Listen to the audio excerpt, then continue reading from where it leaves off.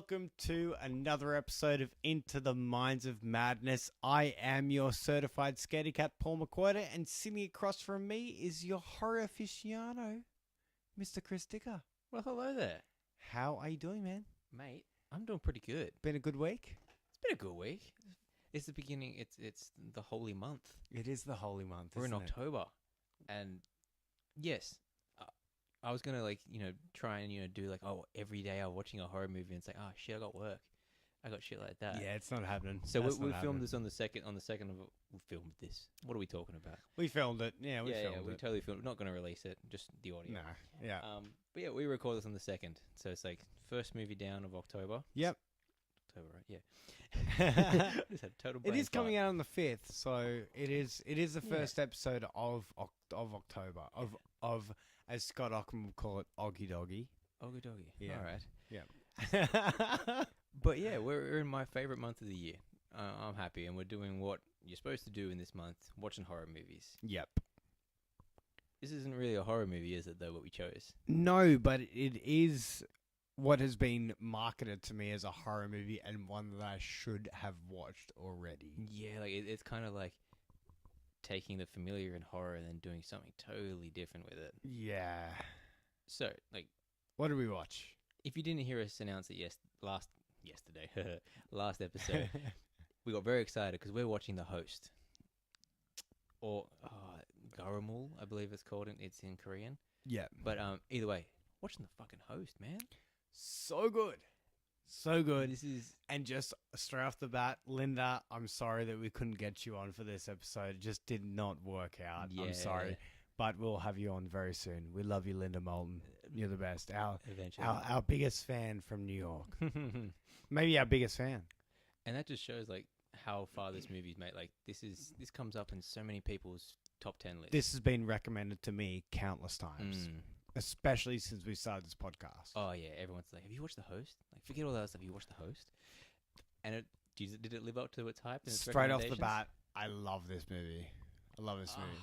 So I'm good. Actually, can we just say right here and right now as well, that I'm not sure if I can call myself the certified scaredy cat now. No. Yeah, I think you've gone up a bit. You've gone to the next level. I think I've pushed past it. I think I can't call myself that anymore. We've got to think of a different title for you. Yeah. You're not scaredy cat. You're like a careful cat. Yeah. It's like You're a bit wiser. it's like I'm reformed. It's like I was some kind of Christian who was too scared of horror movies, and now I'm like, oh, I think I can do it. Yeah, you kind of that moment when you I'm realize, reformed. oh, I'm like, they're just a movie, right? Yeah. Okay, cool. There's nothing to actually be scared of. yeah, I'm some kind of reformed horror. Like, yeah, it's like I grew up loving horror movies, started hating them because I thought they were for Satan, and then I've come back because I realized how awesome Satan is. It's something like that. Yeah. I don't think that was my intent to make you... some kind of religious allegory. Yeah, but I don't think that was my intent to make you enjoy Satan, but it helps. Yeah. It helps. Yeah. I think I've learned a lot. I think I've learned a lot about myself in these last what is it? It's October now. These last 9 months. Yeah, I'm doing it a while. So I have now. It's crazy.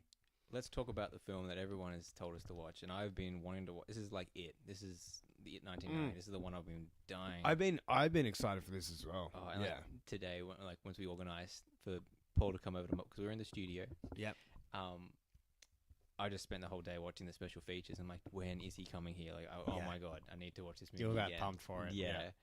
So let's. If you haven't watched it, what's wrong with you? Hey, what was wrong with me for the last 9 months? Too? You were a scaredy cat. Yeah. There we And go. it's in Korean. There we go. It's the usual. I know I've brought this up before when we watched Inside. It's a foreign film, subtitles. I love subtitles. I love. Some people don't, and I don't get it. Dude, I sit there at night and I watch Netflix with subtitles. I like subtitles. I like knowing exactly what's said. I like because I like writing as well.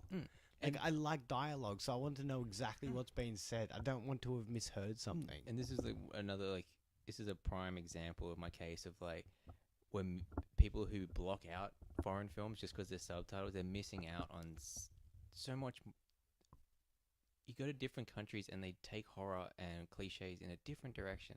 They put their own touches on it and make something outstanding like this. And it's a monster movie, which is actually a family drama kidnapping film. Yeah. That just happens to be the kidnapper is a monster. And it's a survival film too. Survival, yeah. Yeah. And I'll just read off the back. And it's a bit, just one other thing as well. It's a character piece too. Oh, like 100%. with all the different kinds of people that are in it. Yeah. The monster is just what's pushing the story along. Yes. Yes. It's the catalyst for the whole thing. Yeah. Okay. Synopsis time. Mr. Time. Dicker. I think the Empire UK, as I said, I do like my my little blurbs on the front. Yeah, do you want to give the blurbs first this time? Yeah, okay. So we got on the front, we got one from New York Magazine. Some sizzle. One of the greatest monster movies ever made. Okay, yep, that one's right. I agree. Yep. From Empire UK, you'll laugh, you'll gasp, you'll jump. Yeah. I laughed, I gasped, I didn't quite jump, but you made some noises. I definitely made some. I did make some interesting noises. There was a lot of ooh. Yeah. Confused exhales. Huh? Like Marky Mark in a movie, just like what? Yeah. What's happening? Come on, man. Come on. Hey guys. Hey guys. Hey. What's happening? Hey. You said the name of the film. Hey guys, what's going on? Where am I? Oh, sorry. So, when the U.S. military dumps toxic chemicals into Seoul's Han River, a monstrous mutant creature is conceived in its waters. Years later, the creature reveals itself, and Gung-do witnesses his only daughter taken away right before his eyes. The once ordinary citizen and his family sneak past the military cordon and are thrust into a desperate battle with the mutant creature. Korea's highest ever grossing film, The Host, is an international sensation. Fuck, yeah, that sums it up. Yeah. That's a buy if I ever read that. Do you mind if I have a little quick little read there? Because I like that. I like the way that they give you just enough. Sounds interesting, and then all of us, you'd be so surprised in putting that on if you just went from that blurb alone. Like, man, I'm crying. This the blurbs, the little bits and pieces, they're fucking spot on. Yes, like, everything about it. They are. The one here, a unique breath of fresh air, a box office monster that's head and shoulders above, all that sort of stuff, and it doesn't really touch on that this. Not many films, let alone films that have like a mutated monster in it, have made me choke up and damn near cry like every half an hour through it. Yeah, and that's thanks to the cast. Like there's Kang Ho Sung, man. Zach, he speaks Korean, doesn't he? We need Zach. Yeah, he does. He speaks very fluent Korean too. Yeah, it would be awesome to have Zach on this right now. We need help. We need a translator. Yeah, but he was the main Gang-do. So it's the Park family. Yeah, Gang-do. Yeah. So the film focuses around the Park family. There's the incident of the doctor, causing the mutation to happen and all that. Who is so? It was. He even called him, like, degrading him, like, calling him Mr. Kim, but they're both doctors. But the guy saying that is fucking Herschel from The Walking Dead as well. Yeah, we got Herschel. Who's been in a fair few things. He's been in a lot of things. Oh, he's one of those old school He was, well, he's been in a lot of stuff. I'm pretty sure he got introduced into The Walking Dead because he's a Darabont friend, a friend of Darabont. Oh, yeah. As far as I know, yeah. I'm sure I've seen him in a bunch of old horror movies and bits and pieces. Yeah. He's been around for a long time, so... But for him to just be like this, like, holier than thou kind of thing, like, yeah, just pull the formaldehyde down the drain. And with the other doctor being like, no, that goes into the Han River. Was it? Han River. Han River?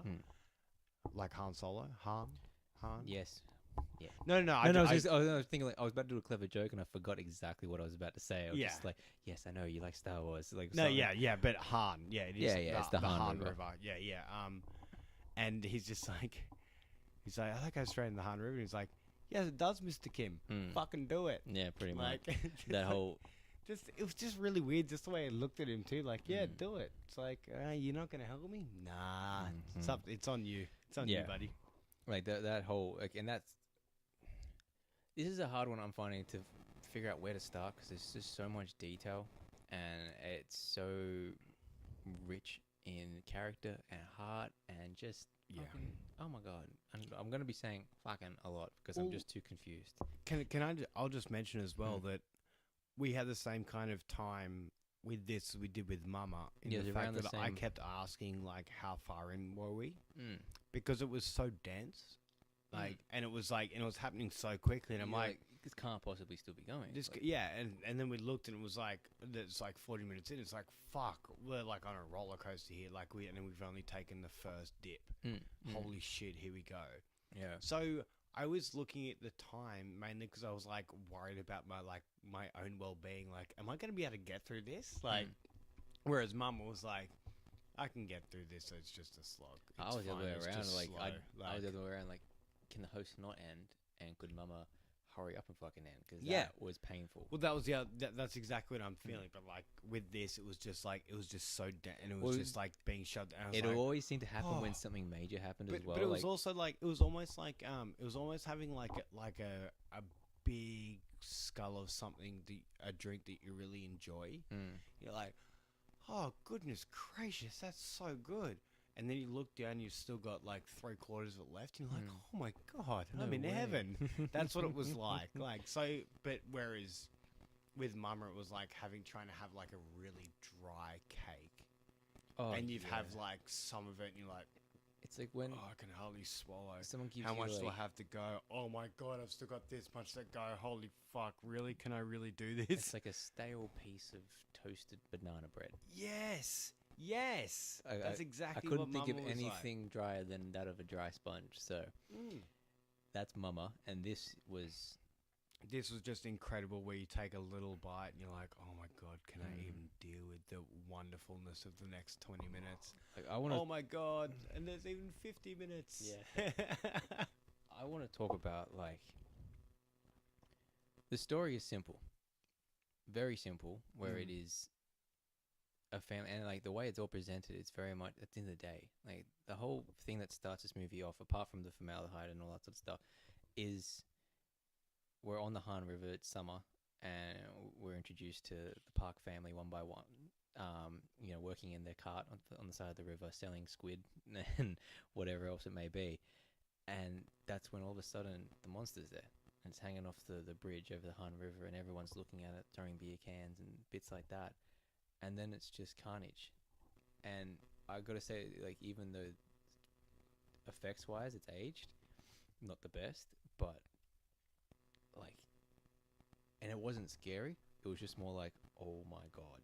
You know what I mean? Like what the fuck's about to happen? Like, just seeing this giant thing running across and grabbing people as it's doing it, and just seeing long shots of a monster in the day. Like, there's nowhere to hide. You know what I mean? Like, there's nowhere you can't hide behind a building or a shaky cam or anything like that. There's the monster. And throughout this, like, there was almost like a huge one-up for a second there. Like, it was one huge tracking shot of it coming out of the water and attacking Gungdu and all that sort of stuff. And it's pretty much just everything that happens after that. You know what I mean? Like, it's just the natural reactions and, like, the natural steps in like most you see, because in this altercation and all that sort of stuff, he loses his daughter, Hanseo. She gets taken by the monster. And where any other film, like, this is the point in, like, in any other kind of film where, like, a tragedy would happen, like, they're at the mourning scene, you know what I mean?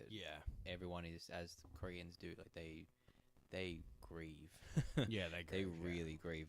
They put everything into it. Like, anytime, it's like back in the day when you saw Kosovo, and like anything like now as well, just even in the Middle East with just people just like their whole body horrendously just like it's a full body release when they grieve, like it's so heartbreaking. It's so unbelievably heartbreaking. Like even in a movie like this, it's a horror movie, it's still heartbreaking. Oh, like, 100%. It's still got a tear in my eye. Like, when it's just because you see them in everyone's gathered in, like, the town hall or whatever it is, and they've got the shrine of all the people, the victims. And that moment is. They're saying, you know, Auntie is here, Uncle is here. Oh my God, I'm gonna die. And they're still talking to her. Yeah, saying, she's there. Hey, look who's come to see you. Auntie brought you a bronze medal. Yeah, and they're just and they're just talking to her picture. Oh, it's heartbreaking. Oh man, I'm getting teary now. Yeah, it's fucking heartbreaking. And like, so that's when we that's when we see the Archer for the first time, like not on TV. Yeah. So his sister. We see his drunk who took his daughter to school for taking her uncle to work day to school day or whatever, and he turned up drunk. Yeah. There's. That's it. We're getting excited because it's so emotional. This film. Yeah. Well, I'm kind of still writing it a little bit. But like even when they like tackle each other, saying like calm down, like they collapse in a comedic way, but it's still so heartbreaking. Like, but it breaks up the heartbreak as well. Like it doesn't feel as heavy as like a real heavy drama does. Like because they do break it up. That's what I was gonna say. In any other movie, this scene would set the tone for the rest of the movie. You know what I mean? Like it's like, okay, this is going to be a somber for the rest. Very oppressive, very totally sad film. You're totally right. And it would have been played super serious. Yes, yeah. And we probably would have ended up seeing the military doing some stuff. Taking out one of them, like we probably would have. So we wouldn't have seen the family do anything. Yeah, we would have seen. Well, let's continue on. Let's not spoil. Yeah, so like just yet, that's what I mean. Like, but then I'll come back to that. All this later. Like this big scene sums up what this movie is going to be, and they're grieving. They're having a horrible time. They're trying to figure out what to do. They're blaming each other. They're blaming Gungdu because he's a little bit slow. And he's got a protein deficiency and he sleeps a lot and all that sort of stuff. And they're blaming him for not saving her. And then you see a guy in a yellow hazmat suit come up and fucking eat shit. Oh my god! He goes to pull his walkie-talkie thing out from his belt and he drops it, and then goes to have to pick it up again and like recover. Like he's walked he out. totally stacks it and then he just like that's right. He stacks it. Everything's fine pose. Yeah, but then he goes to pull out his walkie-talkie like it's a real like power move. Oh yeah, he's still being powerful. And he drops it, and then he has to go pick it up again. He's still trying to be very powerful, and like that instant bit of comedy just breaks that up. Yeah. And it just like, and it sums up what the feeling is towards the authorities. You know what I mean? They're straight up seen as bumbling. They're not smart. They're just these are just uninformed idiots who somehow have control of this situation. And yeah, it pretty much sets up the whole rest of the movie. What's about to happen. And they also just start asking him, like, hey, what's going on? And he's like, well, it should be on the news right now. This will be happening on the news. He goes and turns on the TV. Yeah, and it's him trying to like stumble let's and turn find the news on.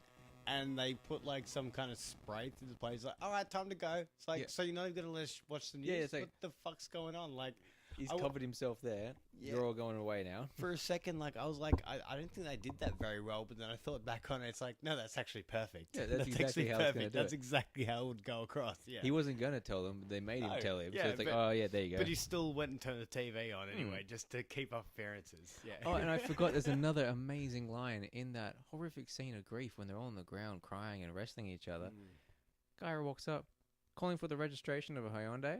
And woman comes up running. It's like, how could you park there? How could you possibly park there? And you see them walk off.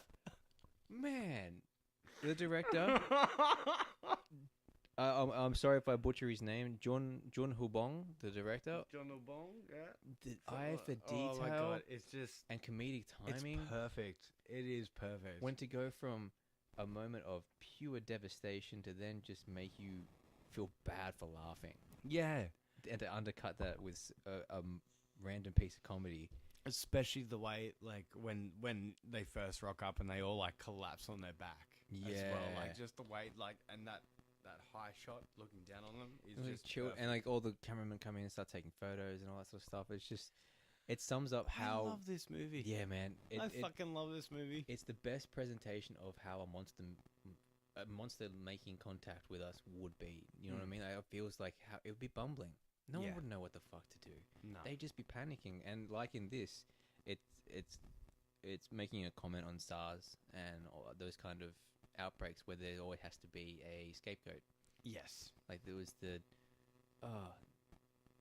Chinese civet wildcat or something like that, and that was believed to have caused some major disease, and it had nothing to do with it, from what I sense. So this was that kind of a comment on.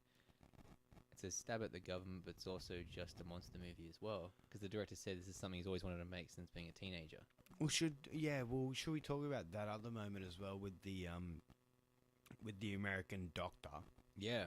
Who has just told him, who has taken, what's this character? Gungdu. Gungdu, has taken him in and is like they've pretty much captured him, kind of thing. Yeah, and like he's having this like horrific test. And the way that he gets captured, they're just like, if anybody's had any contact with the monster, blah blah. And he's like, I didn't have any contact, but I stabbed it and I got blood on my face. And they're like, fucking take him. But this is after they're doing all the testing on him and all that sort of stuff. And then like he's screaming because they can't get him to like be knocked out or anything like that. And then this American guy in full hazmat comes in, and it's so cruel because they're 100% like, what's wrong with you? Why haven't you contacted? Tell me everything. Da, da, da, da.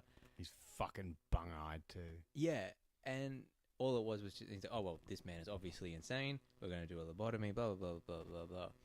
And because what is it? The virus is in the brain. Yeah, he's like, it's right here, it's right here, and right even here in the brain. And then the Korean translator is like, what are you talking about? Like that's. What do you? And that's when it's revealed there is no virus. That translation bit was fucking so well done too. Like, cause I was like, what the fuck? Because it's so that was so well done. And like, because towards the end he's not relaying the information to him either. Like that's what I love about it. But at the start he totally is. But he's like, it's fucking great. Like, man. I get why they've portrayed Americans like that, because I was just reading about the case that this movie, that whole beginning scene is based on. Do you want to give us the story of this movie? Basically, of like, the story of the factual evidence that relates to this whole movie. It's fascinating. So the event happened in February 2000.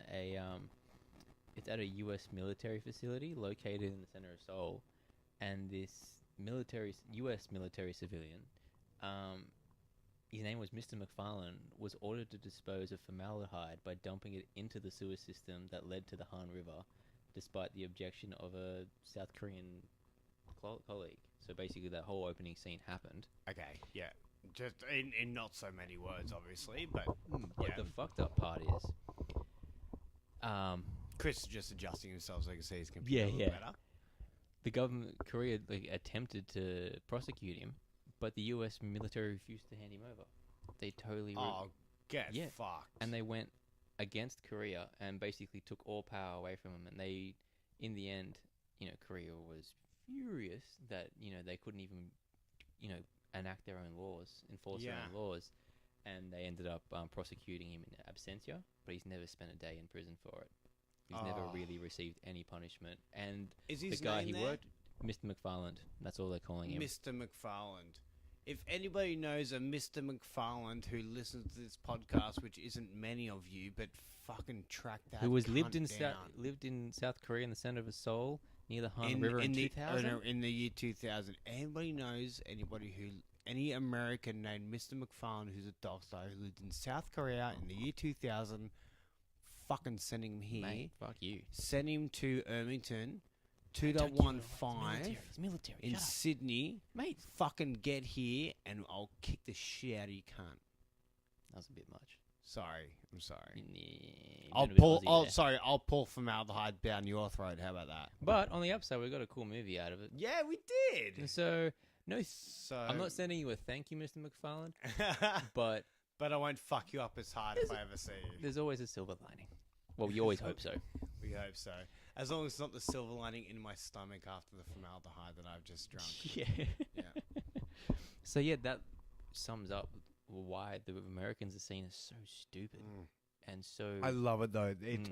They are perfectly done too. And you could tell the two Americans who played the Americans were like, they're in on the it. joke. Like, they're in. And that second guy with his fucking bung eye was perfect. They were perfect. They just ripped on the Yanks so well. Another thing they captured, Korea's feelings towards Americans. They also captured the especially Korean in family. that era. I feel like 10 years ago, it wasn't a great. But I feel like they totally captured the Korean family You know what I mean? They captured not even just the Korean family, the normal family of 4 or 5 people or something like that. Yeah, but to be honest, like us as white Australians, we're not that fancy on family. Oh, some people are. Depends. Some, but like there's like the Greeks, Italians, Koreans especially are very, very hard on family. It's part of their culture, part of their traditions and stuff, and you see that in this. Yeah, you totally see that in this. It's just beautiful. It's done so. It's gorgeous. It's actually beautiful. I loved it. Is a big up to John Jun, the director, Mr. Bong. Let's just call him that. Yeah, Mr. Bong. Yeah, he's worked with most of these actors before, and he deliberately chose these actors because of their strengths.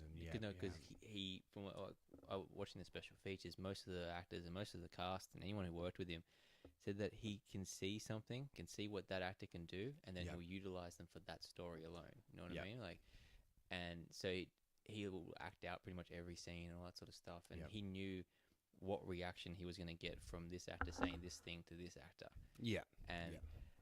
The payoff from knowing that and getting to know his actors and choosing them so carefully, it made me feel like that's their family. Like the way that he scolds the father scolds Gungdu for eating one of the squid tentacles. Yeah, like the way that the brother's shooting his mouth off and the sister says something, shuts him up real quick, and he calls her a tortoise. Like, yep. Oh, that was great. There's so many great normal family moments. Yeah, and it just adds more and more to it.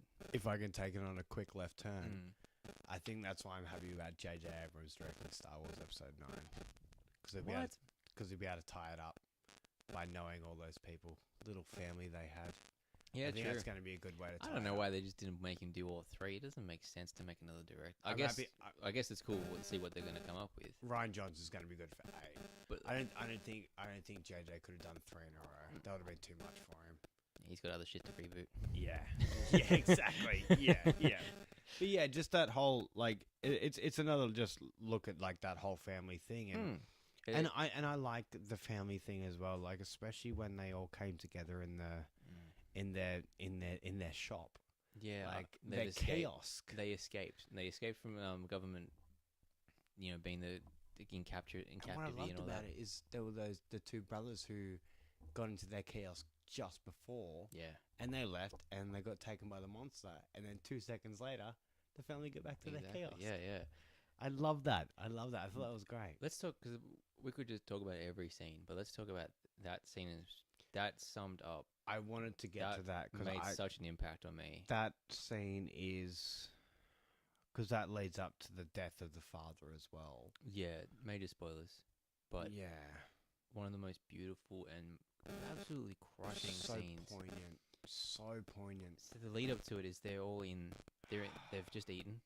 There was that beautiful moment of them all heating up their noodles and coating the cover back on, and then silently after the 3 minutes taking it off. Yeah, just eating. and the person who takes it off first was the drunk brother, and everyone's like, "Well, if he's fucking doing it, I'll do it." And then it kind of goes around the circle like that, and just making. And but so they have this. They sit down and they get to share a quiet meal, and then they so they finish their meal. Gungdu he's asleep as always, and the other 2 they're about to leave. No, but just before that, I'll get onto that in a second. Okay. You'll circle back to that. Yeah. Okay.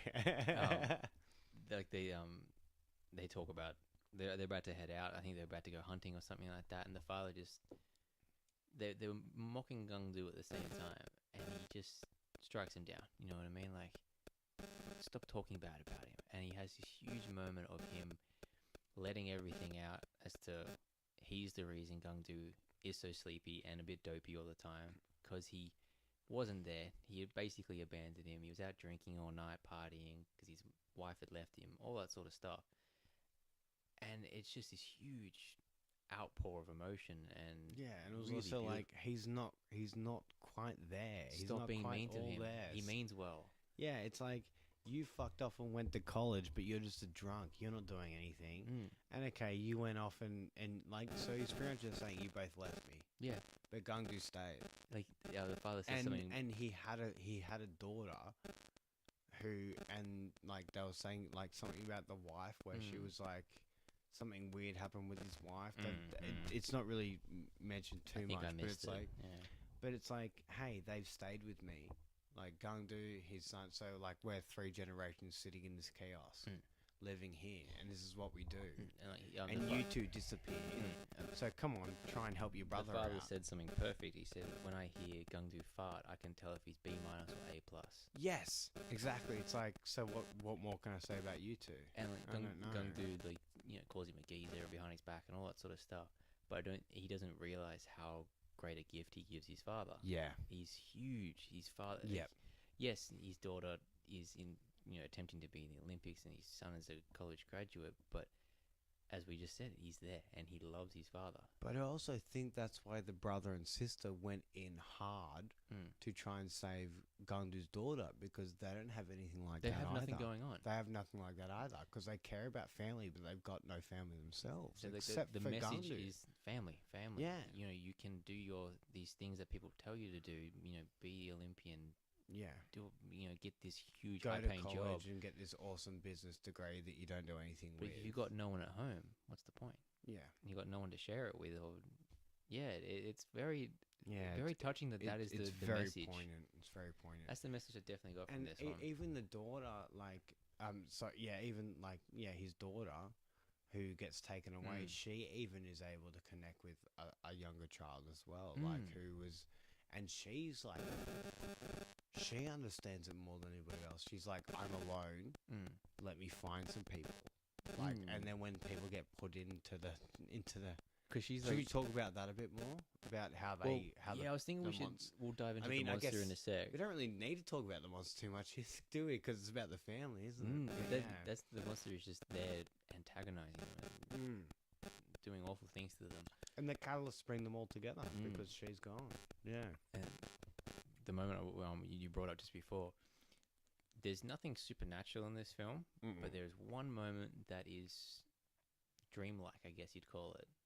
And it's the scene of them. Yes, which I was like, oh, we're going to talk about that? Yeah, I wanted to spend a little bit of time because this is a beautiful moment. It is a beautiful moment. It took me by surprise completely, but it's the moment of them sitting down with the noodles in silence, and they're eating.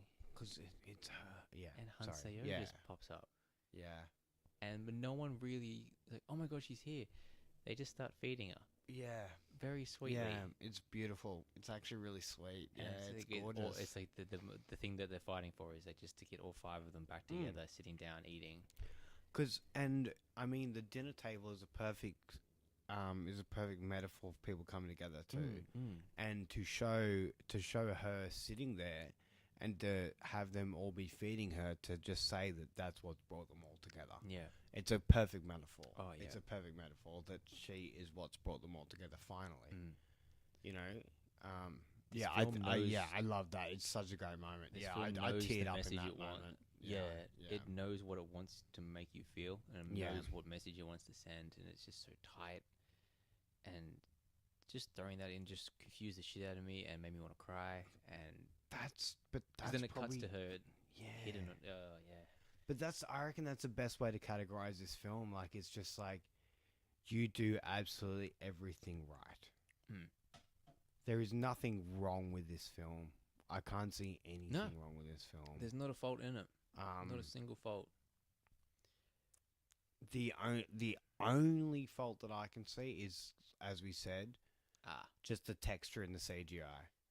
The movement and stuff is really good, but it just doesn't. It's not quite there. But that's a very hard criticism as well. Like, that's not. That surprised me too when that's if I'm picking. If I'm really picking. It just shows its age. It was 2005, I believe, and I remember seeing it back in 2005, 2006, whatever it was.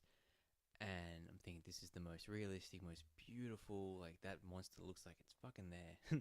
And watching it today, I was a bit like, oh, that's a shame. It doesn't quite look But that's just nostalgia as well. Yeah, that's nostalgia filling in the gaps. I think what the thing that I didn't like about the CGI thing when it comes to the monster the most is just the tail.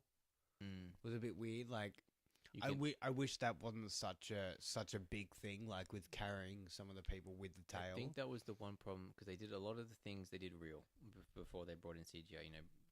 When people got whacked away, there was actually wire teams whipping them up and all that sort of stuff. But in those scenes, there was nothing actually physically wrapping around them or anything like that. Yeah. There's nothing actually holding them. So there is that moment of the not quite uncanny valley, but that kind of like, yeah, I believe that something's holding her, but I don't see that absolute line of contact. Yeah. You know what I mean? Like, that's not. You can tell it's not quite there. It was also when the dad got grabbed as well. That was probably that was when, and you saw him kind of go up in the air. That was probably the worst bit of CGI in the whole thing. Yeah, I think they realized that as well. I think that's why that scene got cut off by the grass. Like it was framed to cut off as much, because there are moments where they you can tell they're trying to hide it, and for impact of the scene, very good. But for that scene alone. But then when you see what happens afterwards, when you see, because this was the biggest. Like this would be the moment I think I would snap if I was in that family. Like see your father try, because they all come out and they try and take it down because they've been having this nice deep and meaningful. They all kind of did fucking lose it, didn't they? Well, no, but especially they did. Yeah, they did. To be honest, they all split up and they went their separate ways.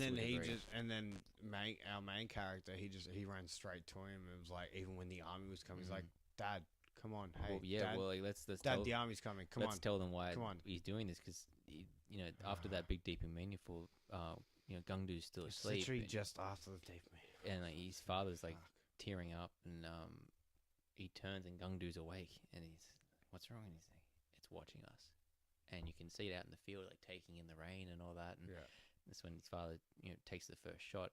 It attacks, and it's just them trying to chase it down. Yeah, and then it gets to the.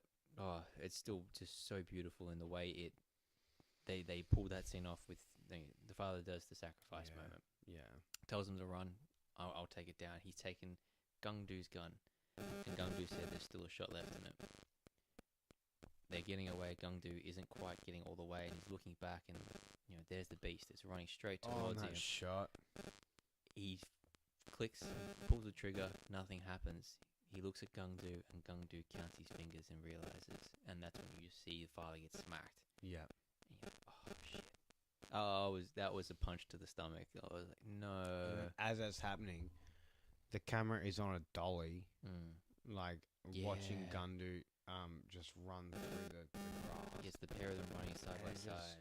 Keeps zooming in on him as he's realizing that it's happening, and it's just fucking heartbreaking just watching him react to it. Like, and then it's hit him. It's knocked the father down. He's down on the ground, and to just insult to injury, like it grabs him by the leg, flings him full like swing of its tail. Yeah, and you just hear a thud.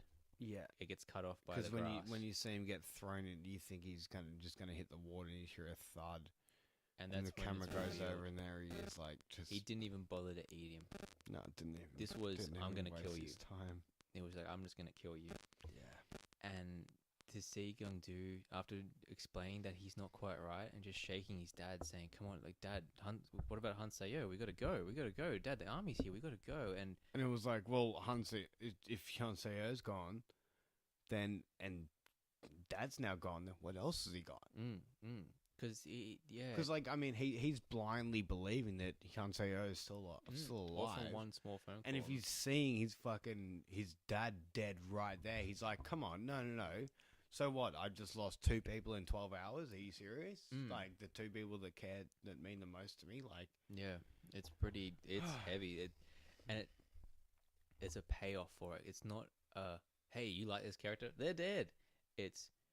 That was a huge character. That was an arc. That was big. That was Gungdu is now. You don't see him sleep anymore. You know what I mean? No. And yeah, that's probably one of the best. Yeah. Brutal. I can't even. It's just such a good scene, but it's so devastating. Yeah. Truly devastating. Man. Oh, this is an emotional ride, this one. Yeah, it's been hard, this one. It just shows that, like, that's a good film where you can't even talk about it without choking up. I don't even know what else. I don't even really know what else to talk about with this movie, just because I'm kind of floored by it, just how good it was. Like, we're not going to talk about the ending. Let's talk about the comedy. I was just about to say that. Let's talk about one of the best scenes in the funniest moments in that film, the escape. When the music comes in. My niece's girlfriend's husband, boyfriend's brothers is a police officer, and he can get us out or something like that. How are you gonna get in contact with him?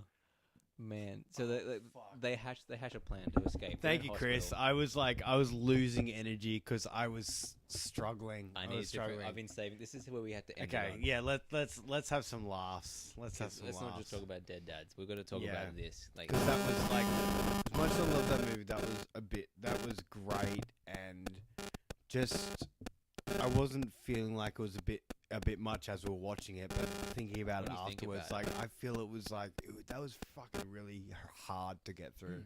When you think of it, you put yourself in the shoes of these characters. Like, oh my god, yeah, it's horrific to think of. Like, because no one's a superhero, no one's an action man or anything like that. I'm really happy that hardly anybody died. It was only the dad really of all the characters that we cared that they made us care about. Only the dad died. It was kind of like Mama last week. The only person who died was fucking Lily, the youngest girl, which is creepy moth eater.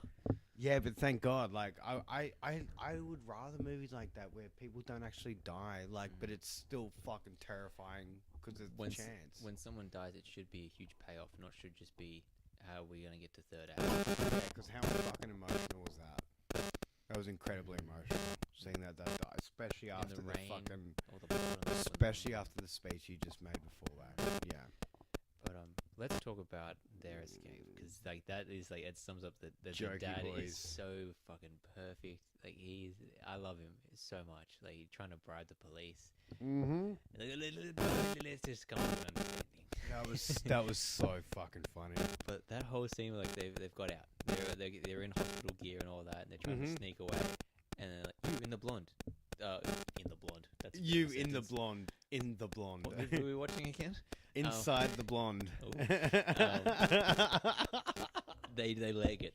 They leg it. They try and get out. This is the drunk brothers. They leg what? They put legs in what? I'm just reaching for comedy there, mate. Yeah. I'm just reaching for porn puns. It's a different podcast. That is Into the Mounds of Madness.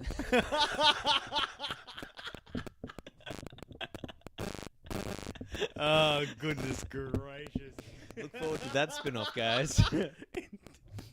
Oh man, we should just review horror parodies of fucking horror pornos. Oh, guys, get ready. That's happening. That's happening. That's gonna be a film. Sexorcist 3, The Heretic. The Diuretic. Fucking hell. Man, I don't even have anything because I was not expecting this. I was not expecting this. Oh my god. Oh my god. I'm sorry, listeners. I've broken Paul. No, but that's what we needed after talking about the fucking family, about a dad death. Because in this scene where we were trying to talk about, there's some really fucking funny bits. Like they're just trying to find where the hell they're gonna go. Like they just like the dad gets the phone call in the elevator, and the guy he gets all the information. He's like, A4B3. And then what did I just say? Yeah, that's right. Yeah. And both brothers scream it back at him. They finally get to the car park. Like, where the fuck is it? And they find it, and they're chasing after the van. 3 of them get in, and they're driving away, and the hospital staff are chasing. Like, where's your sister? Yeah. Like, and he's going, how could you forget your only sister? Yeah. Like, she's your daughter. Like, yeah. And then I just randomly see her. She's just walking up to it. Yeah, she's just like, hello? Arm up, like waving. She's almost being like, I don't want to make you I don't want to run, but I also don't want to make you have to go anywhere. Over here. Yeah. Like, and they pull up and they make comments like she's always been slow, and they pull up, they screech, and she's just slowly walking. Yeah, up she's still just walking out to it. Hurry up! Hurry the fuck up! It's like, no, but at the same time, she's an archer. She's not a fucking runner. No. All right? She's in the Olympics, but she's an archer, not a runner. So relax. They finally get in the car, the van, they're driving off, and there's that one cop who was given the business beforehand. Yeah. Gung Lu just grabs his face and just pushes him out the window. And then he's still running along with him, like, but he's also got I think he's got like his arm in a sling, or like he's got a He's got the face mask on underneath his neck. Oh, that's what he had underneath. Oh, because when he's running up like that, I thought he actually had like a neck brace on. That's right. I was like, where did he get the neck brace from? But it's the face mask down around his neck, of course. That whole bit was so good. Like, and he's chasing them, and it's raining, but they're going up the spiral. Yeah, and you can see him just below them. Just like, I'm still chasing you guys. Yeah. And like, because they're going around the spiral staircase, like it's almost like he doesn't move. Because it's going at the same speed. They've got him perfectly in the middle of the frame. And I must say, like, the most perfect piece of music to go with it. Like, it was so. Like, but it was like Korean folk at the same time. That's right. It kind of took me out of it a little bit, but I was like, no, this works perfectly. It should be a bit bumbling, you know what I mean? It should, but I don't feel like they should have made that scene go for that long. No, I was happy with it. It went for a bit too long because I kind of started being like, oh, this is a horror movie. That's the point. It's the drama. Exactly, that's the point. It's supposed to, like, that whole that. We keep going back to the dad death, but that was the point.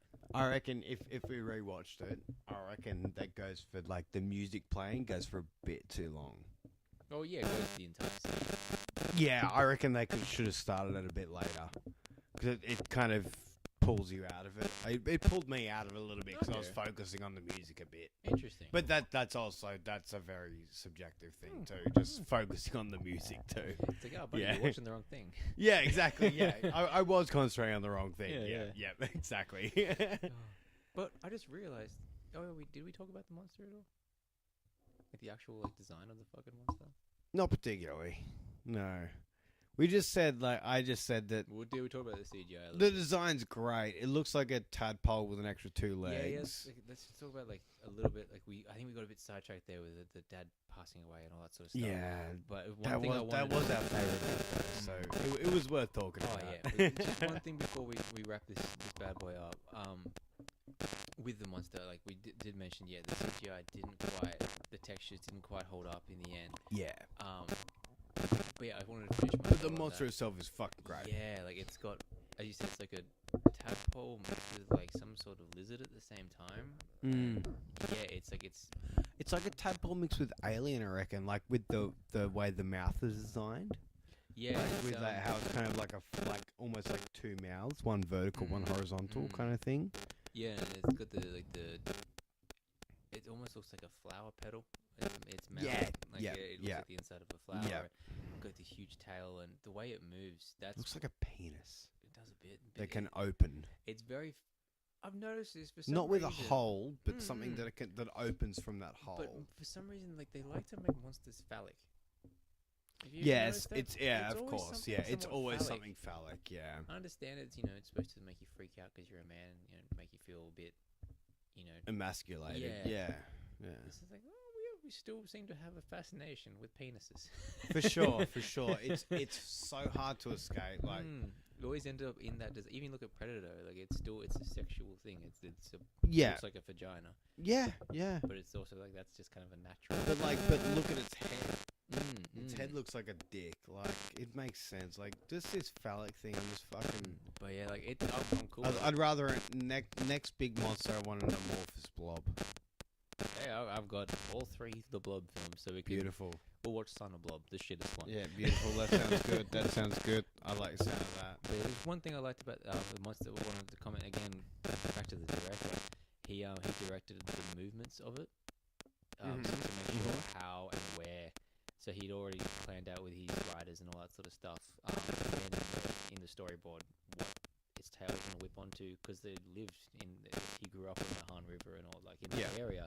So it's kind of like a childhood dream of his to. Oh, well, I guess those moments where it's hanging off the bridge, like underneath hanging off the bridge underneath. Yeah.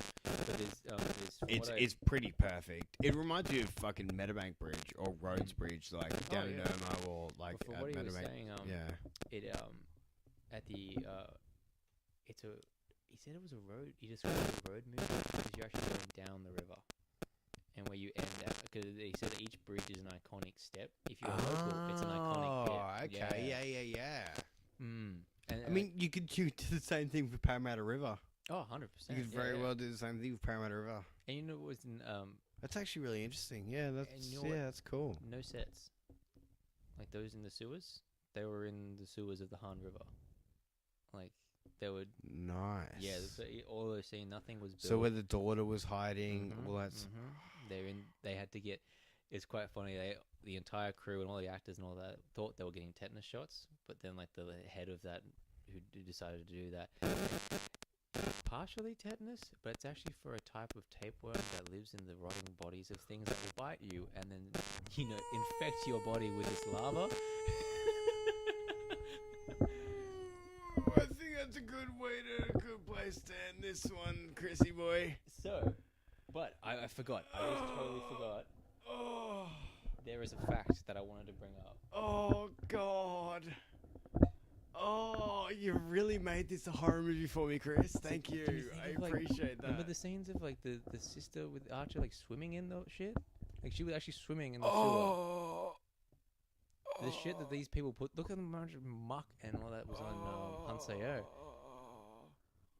So, as much as I've blown your mind now, as of March 2009, this is the highest grossing film to date in South Korea, selling a total of 13,019,740 tickets. This means that over 20% of the South Korean population watched this movie. Whoa. How mind-blowing is that? 20% of all Koreans have seen this film. I did know that this was the highest grossing Korean film of all time, but 20% of Koreans have seen this film. It's like the Star Wars of Korea or something like that. Like, everyone is that. How... And it makes sense. Like, yeah, this film's that fucking good. This film's fucking incredible. Oh, so this is one of those times when like everyone's recommendation is spot on.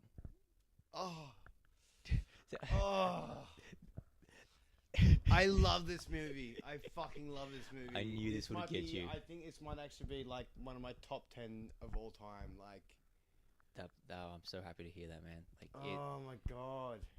Every time I mention this to someone, and if they've seen it, they just go, can we talk about the host? Can we talk? Yeah. So, we've done it. Man, I honestly think we need to wrap this up right now. Because we're just going to keep talking. So we can just press play again. Let's just press play again.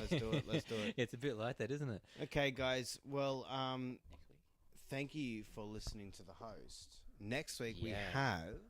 Well, it's... In keeping with the theme of October, Halloween, all that good stuff, you need some recommendations. You don't have to watch the same. You're not going to watch Halloween 5. Everyone kind of watches that sort of stuff. I recommend the movie we're going to cover is Wes Craven's The People Under the Stairs. The People Under the Stairs. Are you familiar with this one?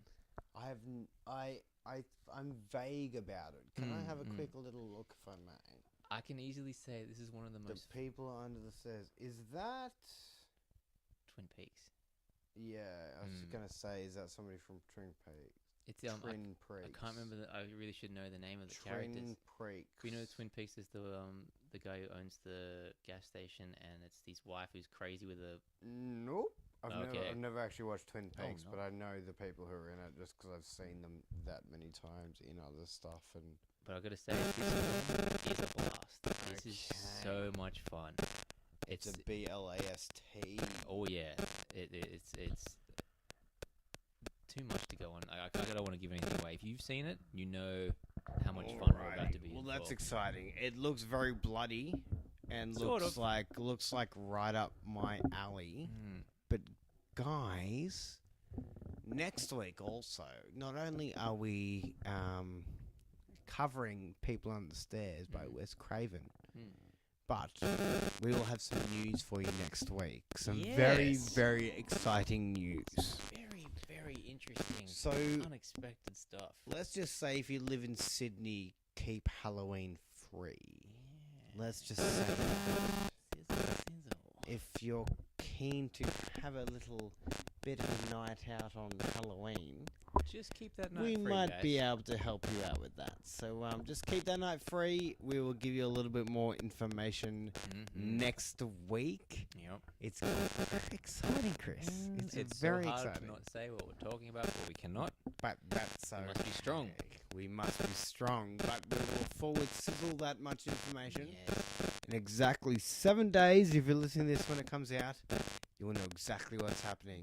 You might even hear about it a little bit earlier. But we will be talking about that business next week. So please listen next week. Yep. Keep an eye on the Facebook as well. And as I've said many times, it's October. What are you watching?